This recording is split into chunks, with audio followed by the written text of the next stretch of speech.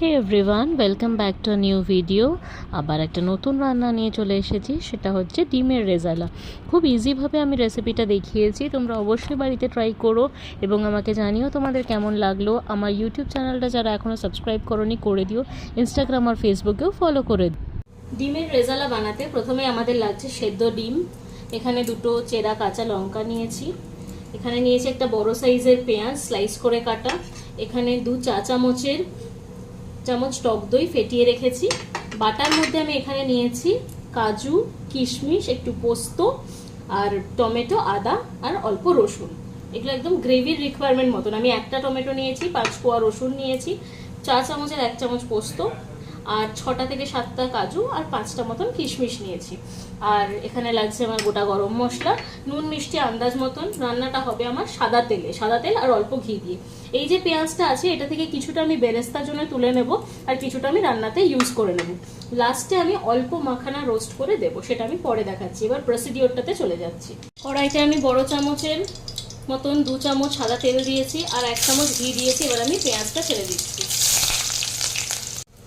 এখানে আমার পেঁয়াজটা ভাজা হয়ে গেছে, আমি কিছুটা বেরেস্তার জন্য লাস্টে যেটা দেবো সেটা আমি তুলে রেখেছি। এবার আমি এখানে অ্যাড করে দেবো গোটা গরম মশলা আর এই যে বাটা মশলাটা যেটা ছিল সেটা আমি পুরোটা দিয়ে দিচ্ছি। ফাটানো টক দইটা আমি পরে দেবো, নুন মিষ্টিটাও আমি আস্তে আস্তে দেবো।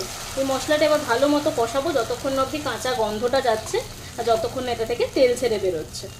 এখন আমি এটাতে নুনও দিয়ে দিচ্ছি, স্বাদ মতো নুন, স্বাদ মতো চিনি। এই রান্নাটা একটু মিষ্টি মিষ্টি হয়।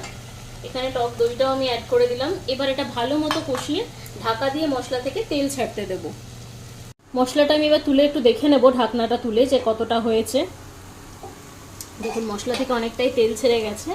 এবার আমি এটাতে আর একটু পরে জল অ্যাড করে দেবো, যতটা আমার গ্রেভি লাগবে ততটা জল আমি দিয়ে দেবো। মশলাটা আমার একদম কালার চেঞ্জ করে দিয়েছে, আমি এটাতে গ্রেভির জন্য জল দিয়ে দিচ্ছি।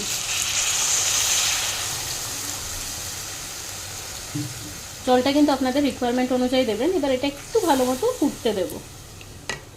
গ্রেভিটা কিন্তু আমার ভালো মতো ফুটে গেছে। এবার আমি একে একে ডিমগুলো দিয়ে দিচ্ছি,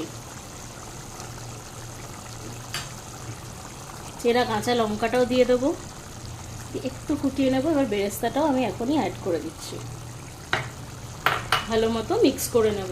রেজালা কিন্তু আমাদের একদম রেডি। এবার আমি যে রোস্ট করে রেখেছিলাম মাখানাটা সেটা আমি অল্প এটাতে দিয়ে দিচ্ছি। এটা অপশনাল, আপনারা চাইলে স্কিপও করতে পারেন। আমি এখানে মাখানাটা দিয়ে দিলাম আর একটু কাসুরি মেথি আমি দিয়ে দেবো। ডিমের রেজালা কিন্তু আমার একদম রেডি। এবার এটা আপনারা পোলাও, ফ্রাইড রাইস, রুটি যে কোনো কিছুর সাথে এনজয় করতে পারেন বা পরোটা যে কোনোর সাথে। আমি এটা আজকে খুশকা পোলাও দিয়ে খাবো।